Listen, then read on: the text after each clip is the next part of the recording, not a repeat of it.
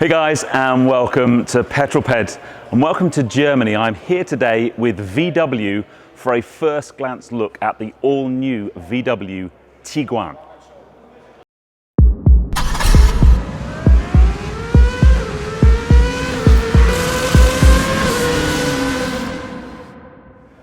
So yes, I'm here today in Germany with VW, and they are showcasing their latest generation of MBQ. That is the platform that underpins this car, but it's also shared across the new Passat and the updated Golf. And then if you look at other VAG group cars, you'll see the underpinnings of that in things like Cupra and also in Skoda. But this is the all-new VW Tiguan. Now, you may not know this, but Tiguan is actually VW's best-selling car. They sell more of this model than any of their other models in pretty much every market they operate in. And this is the third generation of Tiguan. It's a completely new car, completely new on the outside, completely updated on the inside. Now, I've been chucked a whole bunch of information today, and I'm rapidly trying to compute all of that in my head and share that with you. There is much to discuss with this new car. So I think, first up, we'll talk about what's under the bonnet, because the drivetrain or engine options in the new Tiguan are really, really interesting.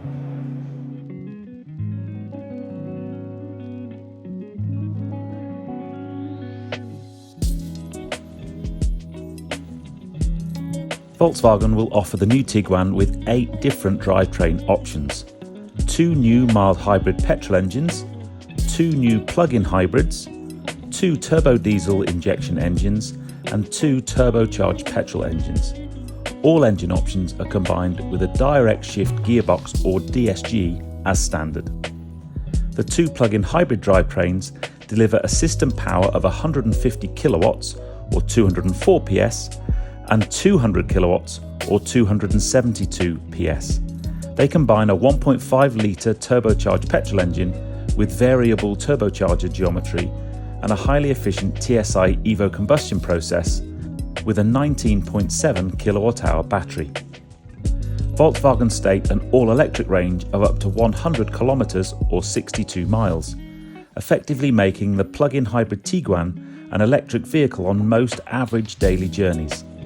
If necessary, the 1.5 TSI is activated and it runs as a hybrid. With a full battery and full fuel tank, the range is an impressive 1,000 kilometers or 620 miles. The battery can be charged on an AC charge point at up to 11 kilowatts, and in addition, the Tiguan plug-in hybrid can also be charged at a DC fast charging station at up to 50 kilowatts charging capacity. Now, there's a technology in modern day cars that truly blows my mind. Every time I drive a car that has it, I sit there in the driver's seat just thinking, how on earth is what I'm seeing happening? And that is matrix headlights. And I wanted to spend a little bit of time talking about these, because in the new Tiguan, this is the latest generation of VW's matrix headlight system. These are called the HD matrix headlights. And the numbers are unbelievable, and how it works really, really interesting. So in the previous model of HD headlight, if you actually looked inside the cluster, there were 78 light pixels that were both focused, and then you could manage which ones turned on and which ones turned off, so that when you looked at the lit road ahead of you on a dark evening, you could blank out cars in front of you, cars coming the other way. This new generation of headlights, inside there are now 19,200 individually controllable light pixels. It's an unbelievable bit of technology. You've got 2 lights. This light on the right-hand side you're seeing, that is the, if you like, the dipped headlight, main headlight surround, and a little bit of high beam. And then the really powerful HD beam that's really controllable is the one on the left-hand side. And then you've got sort of a daytime running light and a completely new front end of the car. I could do a whole video just on the different things that these high beams can do. But if you've not driven an HD or a matrix headlight equipped car, you basically just leave the car to work out which bits of the road it can illuminate and which bits it can't, and it will try and give you the best lighting possible. So if you're driving along a road in a traditional car with full beam headlights and a car comes the other way, it's your decision manually to basically dip your headlights so you don't glare the car coming the other way. The car does it for you. So on the windscreen, just where the rear view mirror is, are a series of cameras, and using that camera technology and also even inputs from the satellite navigation and GPS of the car, steering wheel position, speed sensors in the car makes decisions for you as to which bit of the road it's going to illuminate. And it's got some really, really trick features. The normal stuff you'd see in HD or matrix headlights rather, where it will block out cars that are in front of you. But this also has a motorway mode. So when you're on the motorway, it will give you a very highly dense light beam on your side of the road, but not illuminate the left-hand side of the road where you've got oncoming cars. What you don't want to do, though, is have a really highly illuminated road sign, because they're made of reflective surfaces. So when it detects a road sign, it actually dims and cuts the beam off just before it gets to the road sign. So it illuminates the road sign, but not too much. It's got some really cool features that will just light your lane in front of you. If you're coming up to roadworks at night time, it will put a beam of light on the road in front of you that's the precise width of your car, so you can work out whether you're going to get through the gap or not. You can work out how you position the car on the road. It's incredible, absolutely incredible. So, of all the bits of technology and kit on the car, the one that's really sparked my interest are these new HD matrix headlights. But there's some new lighting at the back of the car as well. Now, before we briefly talk about the rear lights, it's worth noting the styling, the roof rails. There's a lot of aero work being done. We've been shown some CFD files from the car, and this spoiler at the back makes a huge difference to drag coefficient and aerodynamic efficiency, but I also think it looks really cool, and you get these nice blades at the side. So it kind of all focuses you down to the rear of the car. And this is also where we see some LED technology. These rear lights have got some nice trick things that they do when you put the brakes on, from flicking between a tail light to a brake light. You've got the light bar going across. I just think it's a really nice looking car. The other cool thing you can do with both the front lights and the rear lights is you can program these to welcome you and say goodbye when you switch on or switch off the car. When you lock it and unlock it, you can have different light shows, if you like. Bit gadgety and gizmo-y, but I quite like that. And then in terms of boot size, the new Gen Tiguan is, I think, 30 millimeters longer than the old one. So there's a bit more space in here. Sadly, I don't have the dogs with me, so I don't know whether I can get 2 dogs in the boot, but it's fair to say I can. But I know I can definitely get my bike in the back, probably without taking the wheels off. I've got the ability to drop the seats in 3 different ways. So the 2 side seats and the center seat. You've got some storage under floor, massive amount of boot space, and that makes this car super practical, especially for families. And that's why it's such a popular seller as a vehicle. I was saying to one of the guys from VW, when you look at it from the outside, it doesn't actually look that big. It doesn't look that SUV size. It's deceptive. It's a bit like a TARDIS, really. It doesn't look that big on the outside, but on the inside, it really is quite a spacious vehicle. Let's jump in the back and see what the rear passenger legroom is like. Good amount of space in the back. As normal, this seat is for me and my long legs for its driving position, although interestingly, I actually had to pull the seat forward a little bit. There's that much leg space. But in the back here, plenty of leg space. You get my feet underneath the front seats. It's a nice place to be. There's a huge amount of recycled materials in here.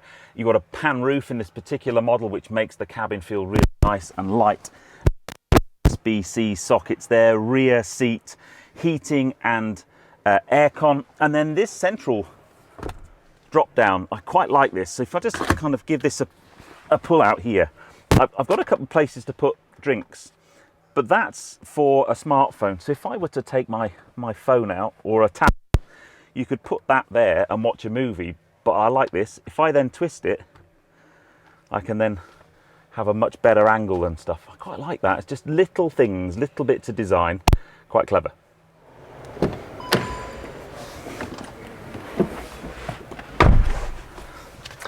Now, straight away, this new interior for Tiguan is dominated by that big screen. I'm sure it's probably going to be too big for some, and it is touch screen. However, there's a jog wheel down here, and this jog wheel is programmable or multifunction. So you can basically control a lot of the features on there by swiping with your finger and changing the function of the jog wheel and then twisting the jog wheel. So for example, super easy, if you wanted to turn the radio up or down, you move that till it's on the volume knob and then you just turn it like a volume knob. It's just a really nice, easy way to navigate your way through that screen. And there is an argument that says that most of the settings and features you probably set once and never play with them again. But I quite like the idea you can be driving along and then while you're concentrating on the road, you can just basically use this jog wheel.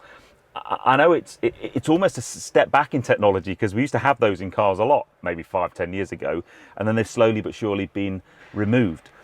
And what you would normally find in the central binnacle is the gear changer, but that's now on the steering column, so you've got your movement between the drive, neutral and reverse just here, sport mode, and just a really nice driving position. The screens have got lots of information on them, and the challenge with today is I'm not going to get to drive the car. Hopefully you'll come back and do that in the very near future. It's just a first glance look at the technology. Let's take a look at some of the other cool features that you'll find in the MMI of this new Tiguan. The new dashboard layout of the Tiguan includes the digital cockpit, that's the digital instruments with a really nice anti-reflective coating, the large infotainment screen with a new menu structure and graphics, a new head-up display, and the new multi-function driving experience switch I mentioned with an integrated OLED display. The new digital centre of the MIB4, the fourth generation infotainment system for VW, is the large touchscreen display of the infotainment system. The graphic interface, structure and menu navigation have been redesigned. The aim was to make operations simple, self-explanatory and customisable. To achieve this, the display has been divided into two touch bars at the top and bottom of the screen, as well as the home screen. The driver can assign favourite direct access functions to the large areas at the top bar and home screen. The individually configured top bar and static bottom bar remain continuously displayed when the driver opens various functions in the form of apps on the home screen. This considerably simplifies the operation. The other thing that's very cool is just in here, there's a wireless charge mat for your phone, but actually there's two. So you can charge two phones there, and then hallelujah, they are linked to the aircon and they are both cooled. So again, I'm sure many of you have experienced overheat problems when your phone is on a wireless charge mat. So these are cooled by the air conditioning. You can have two phones being charged at the same time. You can link both of those phones to the Bluetooth of the car, although only one of them can link to Android Auto or Apple CarPlay wirelessly, but that's fine. So if you are either you're a business person and you've got a personal and a work phone, or if there's two of you in the car, you can have both your phones charging, both your phones on Bluetooth. Really cool, like that feature a lot. So, what are my final thoughts of the all-new Tiguan? I find it a fascinating car, actually. I'm learning more and more about VW as I go today. I think it's a striking looking car from a styling point of view. It's the kind of car that would work well with my lifestyle. You know, we've got the dogs, I've got the bikes to go in the back of the car. This particular R model is particularly sporty and I love the roof rails. It's a striking car from the outside. But there's bits of tech in this car that I find fascinating. We've talked about the HD matrix headlights. I'd love to try those on a dark winter's night just to see how they work, because the animations I've seen today are truly mind-blowing. But the bit I think is really interesting, the engine choice for me that I think is really interesting, is the plug-in hybrid variant. A hybrid that can do best part of 100 kilometers on pure EV. For me, if you've watched any of my plug-in hybrid videos over the last 2 or 3 years, in pretty much every single one of those, I've said, when is a manufacturer going to bring out a plug-in hybrid that will do more than 30 or 40 miles pure EV? There you go. It just, for me, plug-in hybrids are the gateway drug to EVs for a lot of people.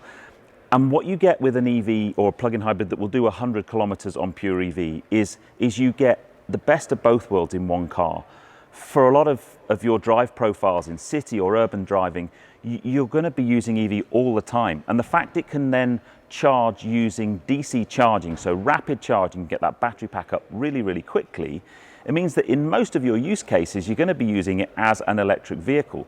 But then you've got the peace of mind to know if you do need to take a longer journey, you can just use it as a hybrid. You can put fuel in it and you can get nearly 1,000 kilometers of range when it's running as a hybrid, and you're going to get good fuel economy, and you're not going to have any of the kind of charging anxiety that many people fear. And I know, especially the EV owners, it's not as bad as everyone thinks. If you plan your journey, if you are lucky with your stops and you use the right providers, running an EV on a long journey can be relatively pain-free. But for many people, just the thought of doing that is horrendous. So having a plug-in hybrid that does that, that can do 100 miles or 100 kilometers of EV and give you 1,000 kilometers of hybrid running, brilliant. Anyway, let me know what you think of the new Tiguan. But yeah, very, very impressive car. Anyway, if you enjoyed that, please give me a thumbs up. Comments below are always welcome, and if you haven't done so already, please subscribe to Petrol Ped for plenty more content to come, and I'll see you on the next film. You take care, guys. Drive safe. I'm going to take a look round.